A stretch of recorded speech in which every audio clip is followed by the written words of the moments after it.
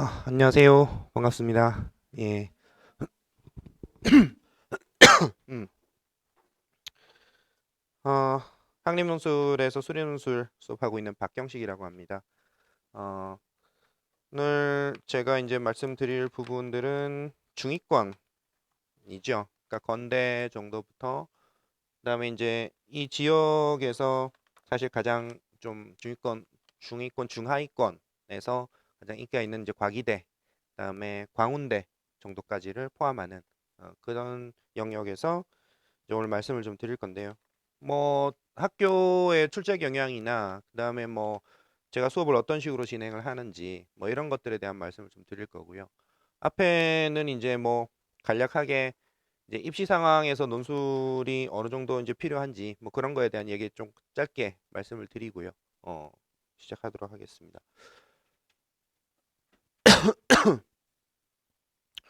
자, 제목은 이제 중위권에서의 논술입니다. 중위권 논술이 제가 주로 이야기하는 요 내용이 이제 원하는 대학이 있을 때 원서를 고민하고 전략을 생각하다 보면 일단은 내신 교과 등급을 가지고 이제 교과 전형이 되는가, 그 다음에 이게 생각보다 좀 여의치가 않다.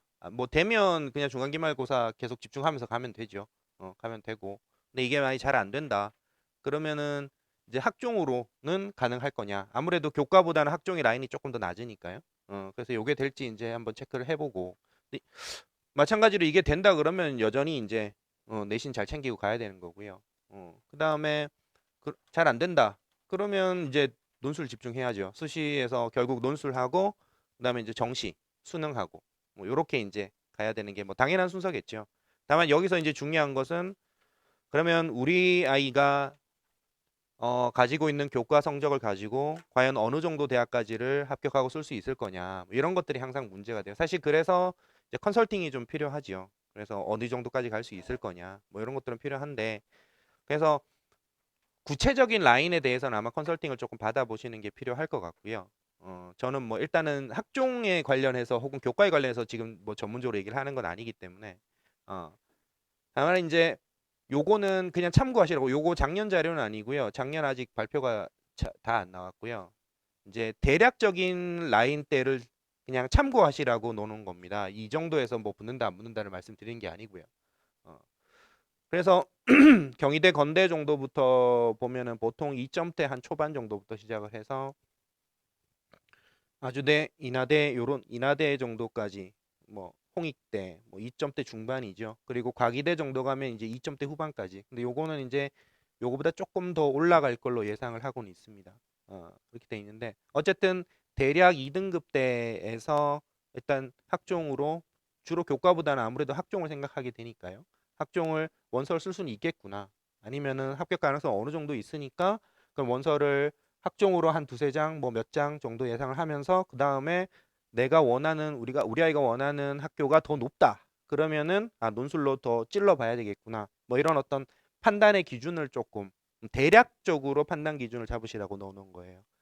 그리고 인서울에서 이제 소위 이제 하위권 대학으로 들어가게 되면은 이제 3점대로 조금 넘어갑니다.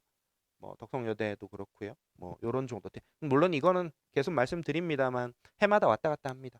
그리고 이건 또 커트라인으로 잡혀 있는 것도 아니고요. 사실은 평균으로 잡아 있는 거고요. 뭐 이런 것들을 감안하셔서 대로 보시는 게 좋겠다라는 거고요.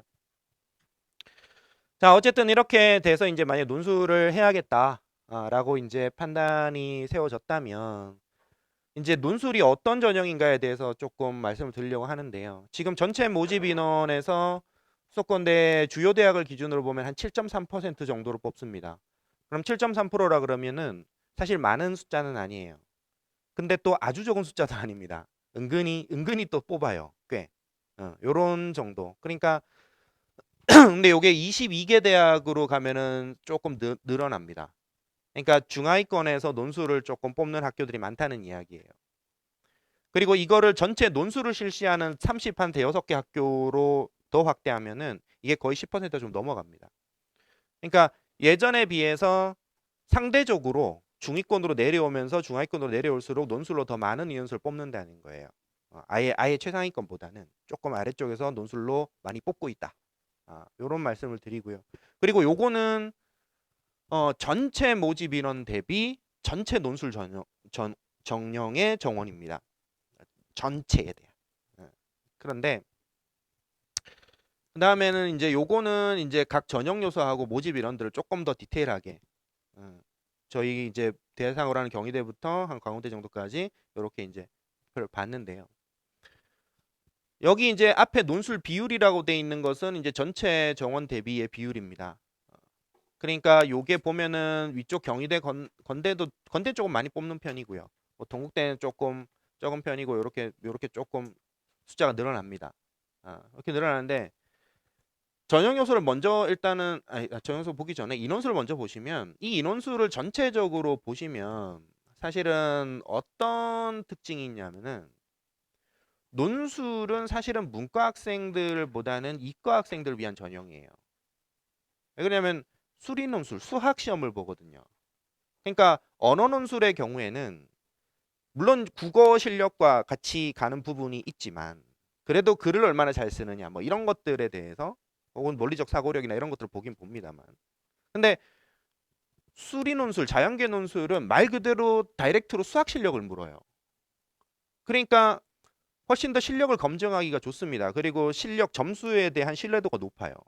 그래서 학교들이 자연계 학생들의 경우에는 논술에 대한 신뢰도가 상당히 높습니다. 그리고 이게 이제 주관적 채점이다 어쩌다 이제 얘기들이 옛날에 많다 보니까 그러면 논술을 신뢰할 수 있느냐, 그 점수를 신뢰할 수 있느냐에 대해서 얘기를 많이 했었는데 그 옛날 얘기예요. 되게 옛날 얘기입니다. 지금 아직도 그런 얘기를 하는 경우들이 종종 있던데 근 10년도 넘은 얘기예요. 논술 점수를 가지고 신뢰도의 문제를 삼는 경우는 없습니다. 너무나 명확하게 신뢰도가 딱 떨어져 나와요. 인원수 차이가 많이 납니다. 건대 오 2배 넘게 나죠. 건대 경희대 뭐 이렇고요. 그리고 뭐 과기대 이런 학교는 원래 이제 이과 학교니까요. 문과 없고 이과만 없고요.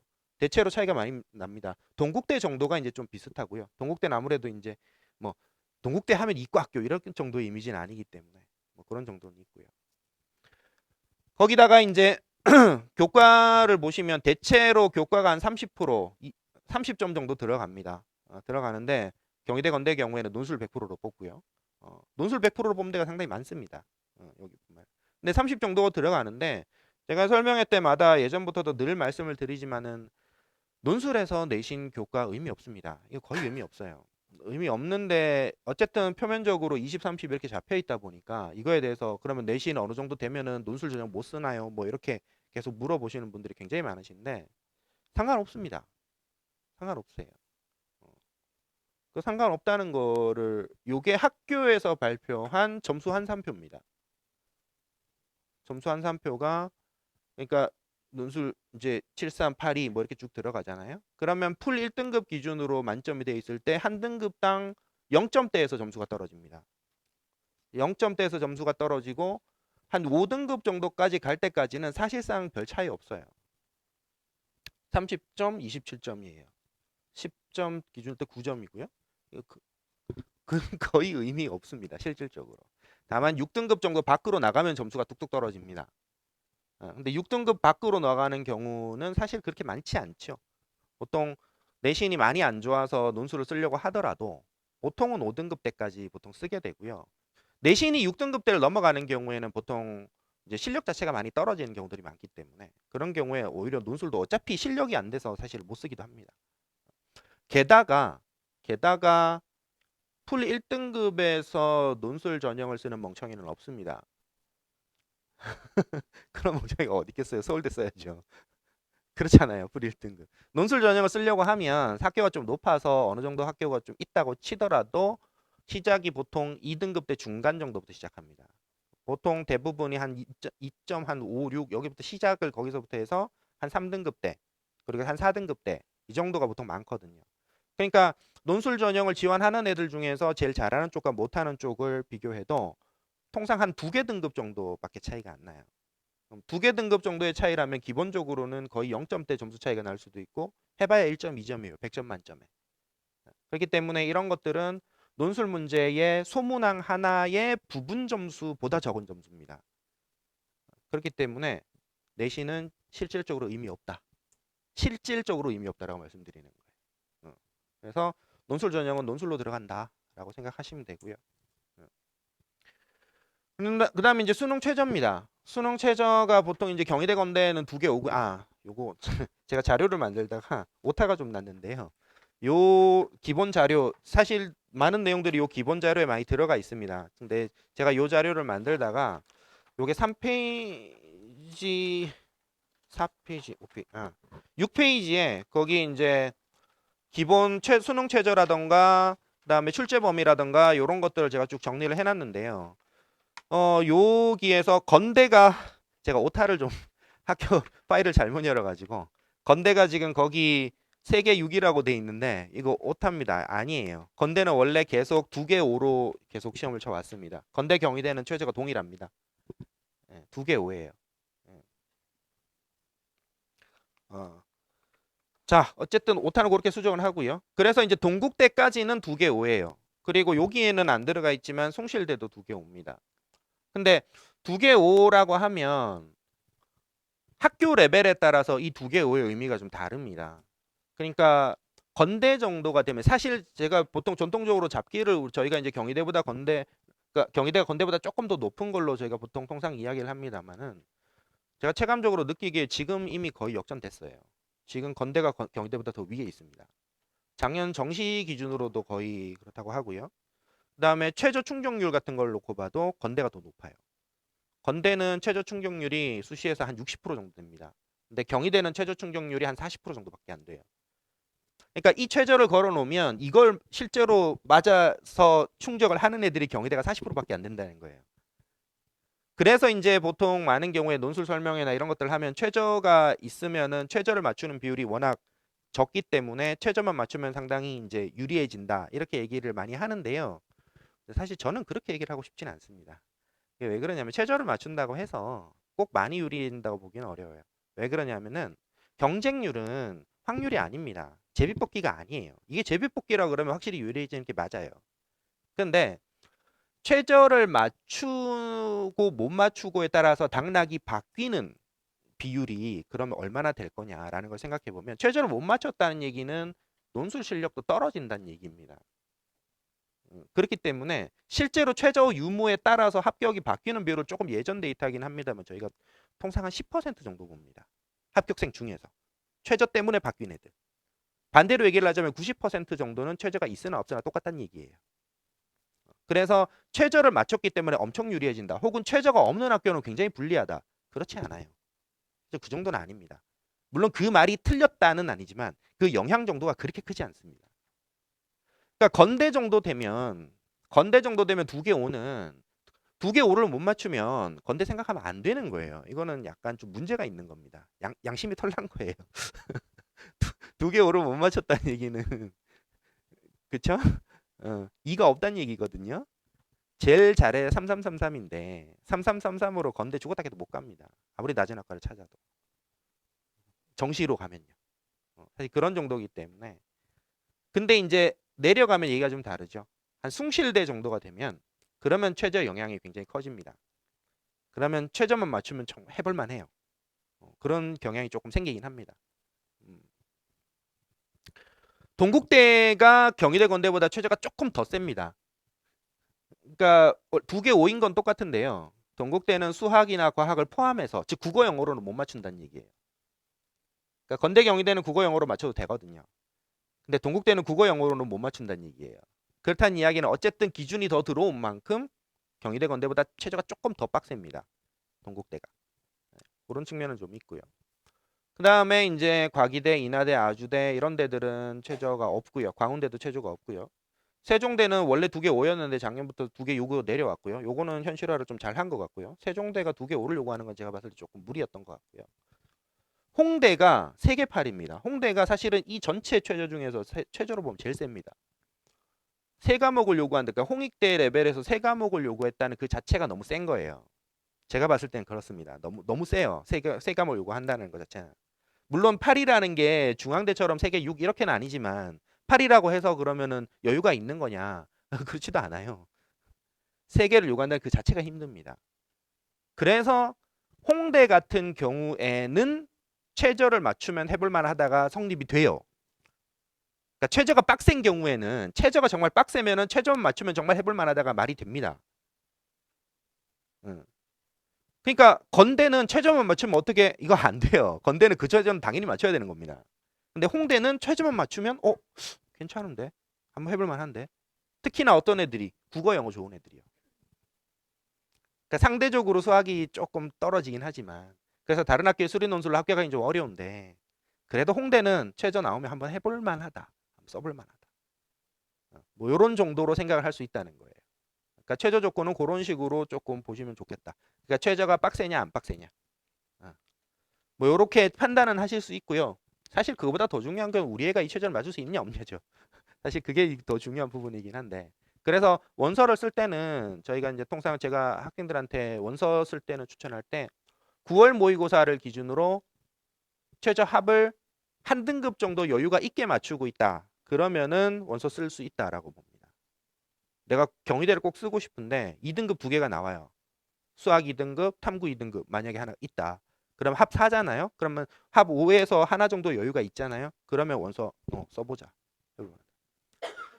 근데 딱 맞게 맞춘 경우, 딱 맞게 맞춘 경우라면 2등급 하나, 3등급 하나로 두 개 오를 딱 맞게 맞춘 경우라면 고민 좀 해봐야 됩니다. 못 맞출 가능성이 큽니다. 실수능에서. 그러니까 9월에서 크리티컬하게 딱 맞춘 경우에 실수능에서 맞출 확률을 대략 반반 정도 봅니다. 반반 정도 보고 세 과목을 요구하는 학교들의 경우에는 거의 한 30% 정도 봅니다. 그러니까 9월에서 홍대를 3개 7을 맞췄다. 7을 맞췄으면 그래 한번 써보자 할 수 있는데 3개 8을 딱 맞게 맞췄다. 그러면 가급적 추천하지는 않습니다. 9월 기준으로요. 그래서 최저 그 정도로 생각하고요. 요거는 이제 문당 유형을 이제 계산 쪽이 좀 더 중요하냐, 뭐 증명 쪽이 조금 더 중요하냐. 그러니까 학교 유형별 문제 스타일로 들어가 있는 건데요. 난이도 사실은 이 유형도 중요하지만 이 유형보다 더 중요한 거는 사실 이 난이도예요. 난이도. 그러니까 난이도가 왜 중요하냐? 그럼 문제가 어려우면 우리 애가 불리해지느냐? 문제가 쉬우면 우리 애가 유리해지느냐? 그런 건 아니죠. 문제가 어려우나, 그러니까 예를 들어 이런 거죠. 지금 이번에 모의고사 점수 아니면 뭐 수능 뭐 쉽게 낼 거냐면 또 우리 또 대통령님께서 또 한마디 하셔가지고 또 지금 말이 많잖아요. 그 말들은 참 많은데 그래서 뭐 쉽게 나올 거냐, 어렵게 나올 거냐, 뭐 이거 대해서 막 얘기를 하는데 문제가 쉬우면 우리한테 유리한가요? 문제가 어려우면 우리한테 유리한가요? 상대평가에 그런 게 어디 있습니까? 상대평가인데 어차피 줄 세우기인데 그렇잖아요. 그런데 실제로는 있죠. 실제로는 있습니다. 문제가 쉬워지면 재학생의 입장에서 유리해질까요? 불리해질까요? 문제가 쉬워질수록 유리해지죠. 재학생들은. 상대평가임에도 불구하고. 실제로 그렇습니다. 그러니까 저는 그거 보면서 어떤 거랑 되게 느낌이 이상하냐면 우리나라가 양궁을 엄청 잘하잖아요. 세계 양궁협회 이런 데가 규칙을 계속 바꾼대요. 규칙을 뭐 어떻게 뭐 몇 미터에서 쐈다가 뭐 우리나라가 뭐 계속 금메달 너무 쓸어가니까 규칙을 조금씩 그래도 다른 나라들이 좀 해볼 수 있도록 규칙을 계속 바꾼다 그러더라고요. 바꿨는데 아무리 바꿔도 안 돼요. 아무리 바꿔도 오히려 규칙을 바꾸는 게 우리나라 선수들이 더 유리해져요. 난이도를 더 높일수록. 난이도를 높일수록 운에 의해서 영향이 가는 것보다는 실력을 따라가는 게 더 강해지는 거예요. 그러니까 문제가 어려워지면 운빨보다는 실력발이 훨씬 더 강력하게 나타나고 실력으로 정말 실력발로 붙기 시작하면 재수생 절대 못 이깁니다. 그런 부분이 좀 있죠. 근데 한 개 실수가 나왔냐 안 나왔냐 이 싸움으로 들어가기 시작하면 재수생이라고 뭐 없어요. 재수생이라고 실수 안 하는 거 아니거든요. 그러니까 오히려 문제가 쉬워지면 한 개 실수하기 안 하기로 들어가면 재학생들한테 기회가 생길 수도 있다는 거예요. 그런 면에서 그러니까 여기도 약간 그런 면이 좀 있습니다. 여기도 약간 그런 면이 좀 있어서 저희가 논술을 하는 과정에서는 소위 이제 실력 좋은 친구들, 그런 친구들이 논술하기 좋은 친구들이 어떤 애들이냐면은 그냥 소위 이제 좀 빠릿빠릿하게 머리가 좋은 애들.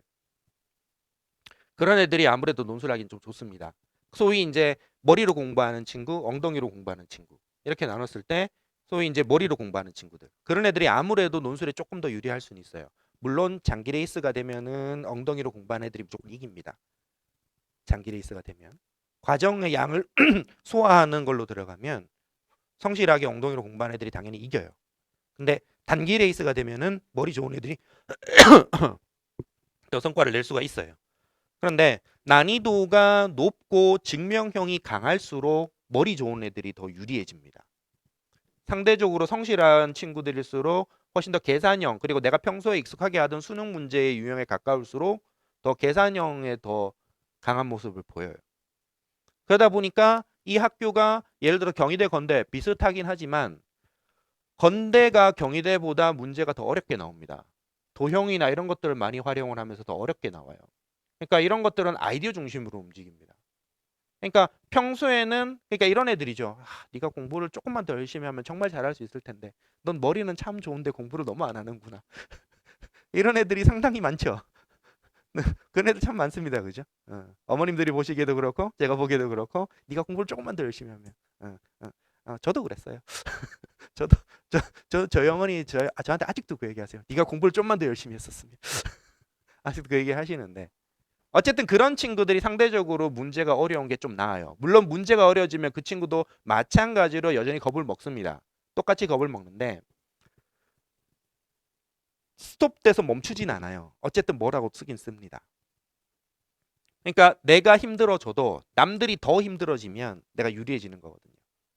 그래서 그런 친구들은 상대적으로 조금 난이도가 높은 쪽으로 유도를 해요. 반면에 성실함으로 승부하는 친구들의 경우에는 조금 더 낮은 쪽으로 유도를 하고요. 그래서 통상 성실성을 잘 갖추고 있는 여학생들 이런 경우에는 경희대, 건대를 박싱을 하면 저는 거의 경희대 쪽으로 추천을 합니다. 그런 부분이 있고 그 다음에 대체적으로는 학교 레벨을 어느 정도 따라가요. 문제 난이도라는 것이. 근데 이제 과기대하고 광운대 이런 데들이 이제 주위에서 워낙 인기가 있고 한데 요 학교들이 예전에 비해서 난이도가 조금 많이 내려왔습니다. 그래서 과기대, 광운대 여전히 계속 할만하고요. 더더욱이나 재학생의 입장에서 더더욱이나 할만하고요. 계속 다만 이제 문제가 되는 곳이 세종대, 홍대입니다. 세종대가 생각보다 인기가 엄청 많아요. 특히 지역으로도 그렇고 학교 레벨로도 그렇고. 근데 수능 최저가 2개 6이거든요. 2개 6이면은 최저도 맞출 수 있겠는데 이렇게 들어가요. 해볼만 하겠는데. 그리고 최저 맞추면 많이 유리해진다고 하니까 사실 저는 그렇게 생각하지 않습니다만 대부분 그렇게 생각을 하니까요. 어쨌든 최저만 맞추면 꽤 유리해진다라고 생각을 하니까요. 그래서 이제 세종대를 많이 쓰는데 세종대 문제가 겁나 어렵습니다. 살벌하게 어려워요. 이 전체 문제 난이도 중에서 제일 어렵습니다. 그러니까 세종대 문제 난이도는 중대 이상이에요. 난이도 상 유일하게 상을 찍어놨습니다. 제가. 세종대 문제 겁나 어렵거든요. 그래서 합격자 평균 점수가 30점대에서 나옵니다. 합격자의 평균 점수가 30점대에서 나오면 우리 애한테 유리한가요? 불리한가요? 상관없습니다. 상대평가잖아요. 합격자의 평균입니다. 30점 맞으면 40점 맞으면 붙는다는 얘기예요. 그죠? 어차피 상관없어요. 문제 난이도는 우리 애만 유리하고 불리한 건 아니에요. 다만 우리 애가 조금 더 원리 중심으로 생각은 많이 하는데 손이 게을러 가지고 공부를 잘 안 하는 친구들, 그런 친구들한테 더 유리하다는 겁니다. 세종대가. 그리고 문제를 제가 여기서 계산형, 증명형을 4대 6이냐 뭐 6대 4냐 뭐 이렇게 해놓고 사실 조금 이따 보여드리겠지만 뒤에도 출제 경향도 이렇게 쭉 분포를 해놨는데 이 표하고 앞에 있는 이 표가 요 수치가 정확하게 일치하는 건 아니에요. 왜 그러냐면은 이따가 보실 뒤에 표는 학교의 여러 해의 기출을 누적해서 써놓은 거고요. 요거는 최근 경향을 조금 써놓은 거기 때문에 약간씩 왔다 갔다 합니다.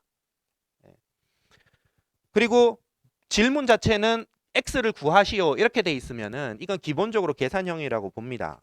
근데 뭐뭐임을 보이시오 이렇게 하면 증명형이라고 봐요. 그런데 x를 구하시오 해놨는데 실제로 이걸 풀기 위해서 방법론으로 들어가면 이제 증명 방법론이 들어와야 풀리는 계산 문제들이 있어요. 그러니까 그런 것들은 그냥 증명형이라고 넣어놨습니다. 세종대가 약간 그런 케이스예요.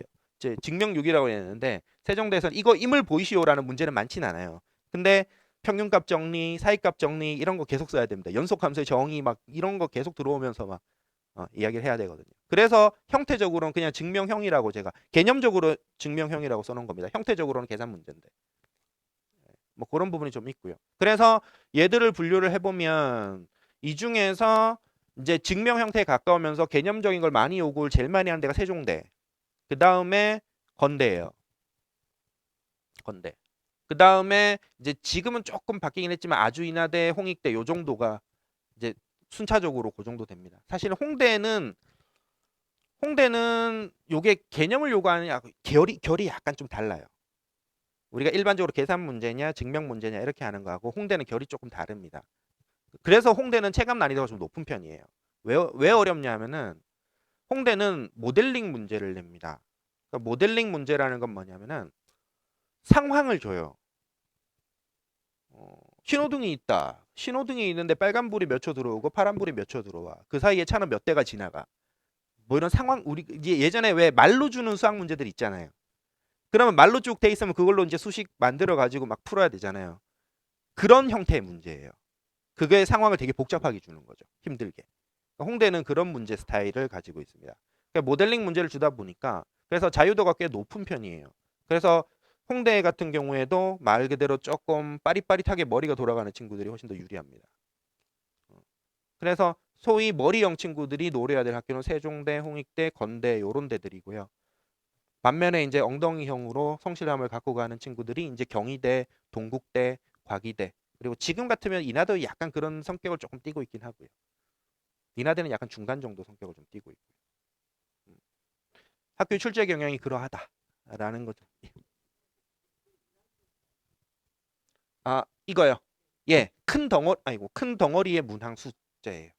그러니까 요거는 큰 덩어리 문항 개수고요. 여기 안에 소문항들이 붙어 있습니다. 크게 그러니까 예를 들어 과기대를 기준으로 세 문항 이렇게 돼 있으면은 그러니까 세 페이지의 문제가 나와요. 세 페이지의 문제가 나오는데 한 페이지에 위에 제시문 좀 있고 밑에가 문제가 1번, 2번, 3번, 4번 이렇게 붙어 있는. 그러니까 총 개수로 치면은 대충 소문항 한 10개 정도. 그러니까 대체적으로 한 10개 정도씩으로 보시면 돼요. 그거를 이제 좀 여러 개수를 한 덩어리를 묶었냐 아니면 좀 쪼개놨냐 뭐 요 차이 정도가 생기고요. 그러니까 경희대가 4에서 6문항이라고 돼 있잖아요. 그러면 이게 문제가 엄청 많은 거냐 그렇진 않아요. 이게 소문항 없는 문제들도 있어요. 그러니까 한 문제를 하나로 그냥 문항으로 이렇게 구분해요. 그래서 대체적으로는 한 10개 정도의 문제들이 나온다 이렇게 보시면 돼요. 어, 그래서 이제 요 그림은 요 자료집에 들어가 있습니다. 요 자료집 보시면 돼요. 요 자료집 안에 요게 이제 대체로 논술형이냐 계산형이냐. 그래서 아무래도 그러니까 상대적으로 이제 조금 엉덩이로 공부하는 친구들은 수능형 이쪽이 더 어울리고요. 소위 좀 머리로 하는 친구들은 논술형이 좀 더 어울리고요. 근데 이거는 어디까지나 그쪽이 조금 더 어울린다. 그리고 두 개 비슷한 학교가 박싱을 하는 경우에 선택을 할 때 뭐 요럴 때 이제 참고하라는 것이지 이것 때문에 뭐 내가 여기 써야 되는데 여기는 절대 이것 때문에 못 써. 막 이런 건 아니에요. 그렇게까지 판단하실 일은 아닙니다. 다만 날짜가 겹쳐 있는데 둘을 같이 시험을 못 보는데 학교 레벨도 비슷해. 그렇다면 이제 그 안에서 선택을 할 때 조금 이런 거 고려하자. 이런 정도이고요. 그리고 제가 가르치는 학생들한테는 어차피 이런 것들을 다 고려해서 원서 쓸 때 원서를 다 지정을 해 줍니다. 그래서 평소에 모의고사를 점수를 놓고 봐서 어떤 문제 유형이 나왔을 때 얘가 어떤 점수가 나오는지를 봐서 그쪽으로 추천을 해줘요. 날짜까지 다 고려를 해서요. 그래서 이제 문항 분류를 해보면 일단은 이게 증명 문제냐 계산 문제냐 이런 것들이 이제 큰 틀에서 이제 움직이고요. 그 다음에 이제 주제로 이게 이제 교과 주제죠. 수열, 로그, 뭐 어쩌고 저쩌고, 뭐 삼각함수 어쩌고 저쩌고 뭐 이런 식으로 이제 분류를 두 가지 체계로 분류를 해볼 수 있어요. 근데 앞에서는 이제 증명이냐 계산이냐 가지고 이제 말씀을 드렸던 거고요. 그래서 이제 수학 실력 키우고 논술 해결력 키우고 답안 작성법 하고 이게 이제 논술 수업에서 하는 일들이죠. 당연히 이제 이런 것들 해야 되고요. 예. 그래서 제 수업은 아무래도 문제 풀고 그다음에 답안 작성하고 그다음에 주제 내용 해설 강의하고 이런 것까지는 사실은 뭐 꼭 제 수업뿐만 아니라 어느 선생님들이라도 막 비슷하실 겁니다. 그런데 이제 주로 봐야 되는 게 이제 매회 모의고사. 매회 모의고사도 대부분 당연히 이제 많이들 하세요. 많이들 하는데 요거는 이제 모의고사 한 부분에 대해서는 서면 첨삭이 나가고요. 얘 의미는 당연히 원서 쓸 때 점수 참고하려고 하는 겁니다. 그리고 제가 이 문제 구성을 할 때 계산 문제, 그 다음에 증명 문제 구분하고 난이도별로 구분해서 이 회차 시험에서 이 정도 나왔으니까 얘는 이 정도로 해봐야 되겠다. 뭐 그런 것들을 판단을 하는 겁니다. 그래서 어, 수리동술 문항에 대한 두려움을 낮춘다는 이게 무슨 말이냐면은 제가 교재 구성을 할 때 학생들이 수능에서도 흔히 볼 수 있는 문제 유형의 경우에는 심도 있게 다루진 않습니다. 어차피 수능에서 하는 거기 때문에. 다만 이제 증명이라던가 혹은 계산 중에서도 특이한 계산을 요구하는 논술에서만 주로 많이 나오는 형태의 문제들을 좀 더 집중적으로 다룹니다. 그러니까 그거는 말 그대로 안 보고 들어가면 못 푸는. 근데 보고 들어가면 해볼 만한. 그래서 조금 특이한 형태로 나오는 것들을 웬만하면 교재에 다 담아서 그래서 일단은 어떤 문제를 만나더라도 손은 다 댈 수 있도록 그렇게 하는 거를 기본적인 목표로 합니다. 그래서 일단은 두려움이 없으니까 논술 문제가 그런 게 있어요. 딱 보면 문제가 되게 어려워 보여요. 되게 어려워 보이는데 막상 풀어보면 말 따라서 논리적으로 차근차근 풀어보면 막상 풀어보면 별거 아니에요. 그런 문제들이 생각보다 되게 많습니다. 특히나 문제 자체가 정형화되어 있지 않고 학교 말로 교수님들이 본인 말투와 이런 걸로 출제를 하시기 때문에 처음 딱 보면 되게 어색해요. 그러다 보니까 괜히 어렵게 느껴져요. 학생들이 체감 난이도는 실제 내용이 어려우냐 쉬우냐는 중요하지 않습니다. 내가 익숙하냐 안 익숙하냐로 난이도가 결정이 돼요. 학생들의 입장에서. 그래서 해마다 수능 난이도는 늘 조절에 실패하죠. 출제자가 보는 난이도와 학생의 난이도가 다르기 때문에. 그래서 학생들이 조금 어색하지 않도록 그 각 주제를 저는 그래서 주제를 좀 많이 넣는 편입니다. 교재에. 그리고 추가 과정을 조금 최소화하려고 하니까 이렇게 숙제를 많이 안 낸다는 얘기예요. 수능 공부해야 되거든요. 입시의 중심 일단은 수능입니다. 논술도 중요하지만. 그래서 가급적 숙제를 조금 좀 적게 내려고 합니다. 근데 뭐 기본적인 숙제는 있어요. 그러니까 수업 때 했던 문제를 다시 써오는 거 정도는 숙제를 합니다. 보통 한 30분에서 1시간 정도 걸리는데 그 정도 숙제는 냅니다. 그래서 첨삭을 조금 많이 합니다, 제가. 그래서 서면 첨삭, 모의고사를 치는 문제들의 경우에는 학생들이 답안을 제출하기 때문에 서면 첨삭으로 하고요. 그 이외의 문제, 보통은 대부분 선생님들이 이렇게 한 회차에 한 문제 정도 첨삭을 하시는 게 보통인데, 저는 수업 때 모의고사 문제가 아닌 다른 문제들에 대해서도 다 다시 써오라 그럽니다. 그거 다 첨삭합니다. 제가 다 대면 첨삭으로 다 해요, 수업 중에. 그래서 첨삭량을 조금 많이 갖고 갑니다. 특히나 이제 중하위권으로 내려갈수록 스타트 시기가 늦은 경우들이 많기 때문에 지금 이제 시작하는 경우들이 많아서 그런 친구들 답안 모양새 잡으려면 그래도 한 2달 정도는 걸리거든요.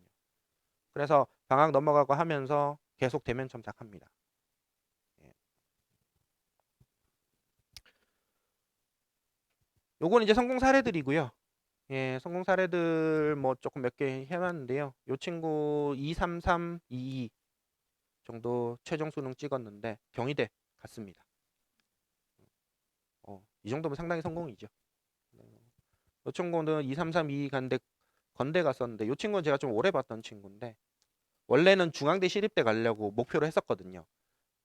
334인데 미쳤죠. 지가 이렇게 얘기를 하긴 하길래 아 그래 뭐 그래 알았어 해놓고 사실 제가 봤을 때는 얘가 베스트가 건대였거든요. 아, 근데 딱 건대 정도 갔어요. 얘는 좀 똘똘한 애였거든요. 좀 게을르긴 했었는데. 그래서 논술을 좀 잘하긴 하는데 실질적으로 조금 여기까지는 어려운 것 같고 뭐 그래서 건대가 베스트로 보인다라고 얘가 처음 왔을 때 제가 써놨던 건데 결국 건대 갔어요. 물리과. 이런 친구도 있고. 그다음에 뭐 여기 이제 33116 이렇게 찍었는데 이제 2대 이 친구가 사실 학교로 보면 제일 대박이고요. 이렇게 간 친구도 있고. 이 친구는 약간 좀 그런 친구였어요. 말을 안 해요. 애가 말을 안 하고 되게 답답한 친구였는데, 그러니까 말을 안 하는 답답함. 그러니까 애가 공부를 못하는 답답함이 아니고요. 되게 말을 안 하는 정말 약간 오타쿠 같은 이과였는데, 심지어 6월은 채점을 안 했대요. 아씨, 야 채점을 안 하면 어떡하냐. 그랬는데 어쨌든 실수능에서 풀 5를 찍었다 그러더라고요. 야, 몇 등급 나왔니? 저 다 5등급 나왔어요. 야, 그냥 얘기 좀 해봐. 괜찮아. 진짜로요. 국어도 5 나오고요. 수학도 5 나오고. 진짜 다 5가 나왔더라고요. 근데 얘 친구 과기대 갔거든요. 과기대 갔는데 이 친구 저한테 제가 그래갖고 제 그 수업 수강 후기 좀 써달라 그랬더니 내가 문자로 한 2줄 딱 써. 야, 그래도 이건 좀 너무 적으니까 그래 한 A4 뭐 많이도 아니고 아니면 카톡 한 2바닥 정도는 조금 됐으면 좋겠는데 그 정도 어떻게 안 되겠니? 그랬더니 그 다음 말이 선생님 전 이게 최선입니다. 그러는 거예요. 그랬죠. 아 얘라면 진짜 이게 최선이겠구나. 그런 애였어요. 아 얘는 이게 진짜로 최선이구나. 굉장히 엄마를 힘들게 했던 답답하게 만들었던 친구인데 결국은 논술로 상당히 성공했죠. 뭐 요 친구가 이제 54437 최종적으로 찍었는데 54437인데 성신여대 갔거든요. 상당한 대박 케이스죠. 네. 이 친구도 이제 얘 친구는 수능은 23353 나왔고 과기대를 갔는데 이 친구는 사실은 아주 대박은 아니에요. 이 정도였으면 그냥 조금 그냥 나쁘지 않게 갔다 잘 갔다 뭐 이 정도인데 요거는 제가 모의고사 봤던 거 제가 손으로 쓴 글씨라서 좀 글씨가 되게 엉망입니다.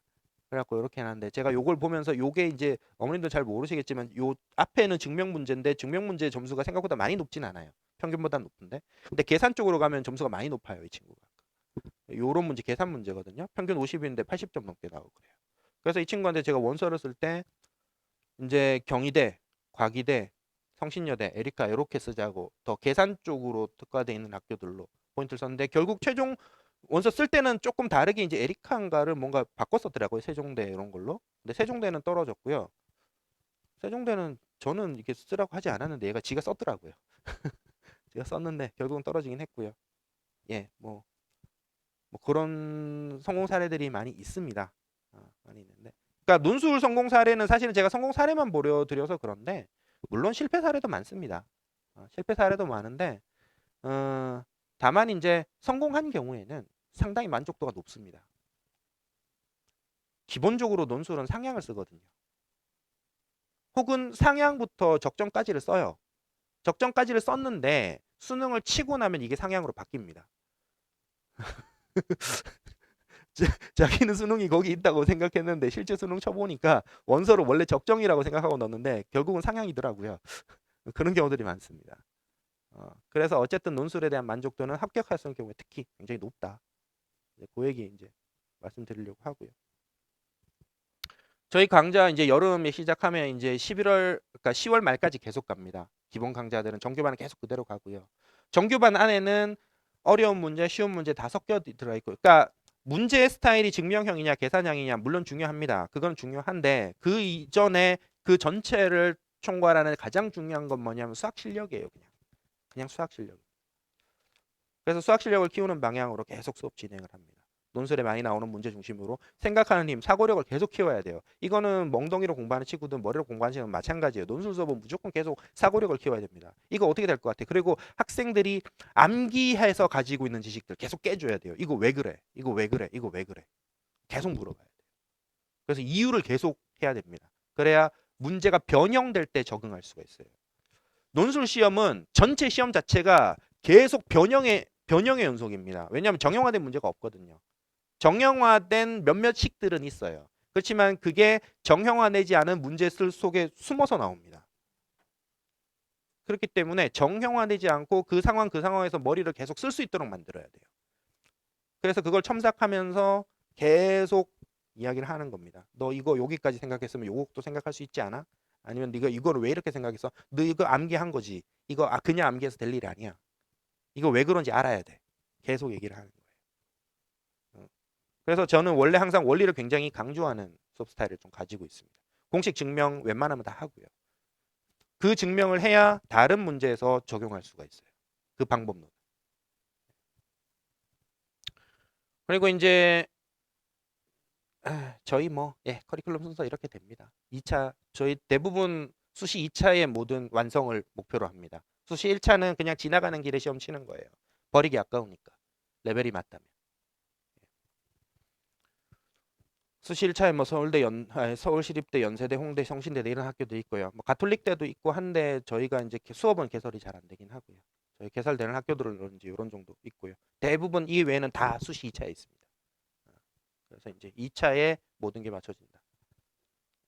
9, 10월 달에 이제 파이널 진행하고요. 예, 일단 제가 말씀드린 거는 뭐 요 정도고요. 그다음에 아무래도 이제 앞에 내신 가지고 어디 정도까지 갈 수 있는지 이런 것들에 대한 컨설팅 물론 해보시면 제일 좋고요. 꼭 컨설팅까지 아니더라도 뭐 대략적으로나마 저도 어느 정도는 뭐 말씀을 드릴 수는 있고 한 부분이 있어서 그리고 우리 애가 논술에 좀 더 맞을지 아니면은 얼마만큼 논술을 더 집중해야 될지 이런 것들에 대한 상담을 1대1 상담을 진행을 합니다. 그래서 제가 날짜를 몇 개 좀 빼놨어요. 그래서 이번 주하고 다음 주 걸쳐 가지고 한 3달 정도 날짜를 빼놓은 게 있기 때문에 그래서 1대1 상담 신청을 하시면 좋습니다. 모의고사 성적표 3월, 6월 모의고사 성적표하고 학종에 관련된 부분들을 질문하실 거면은 생기부까지 가지고 오시면 뭐 대략적으로 상담이 가능하니까요. 그래서 상담이 필요하신 분들은 나가시면서 데스크에 저 상담 일정을 이렇게 잡고 가시면 될 것 같습니다. 예, 예, 감사합니다. 예.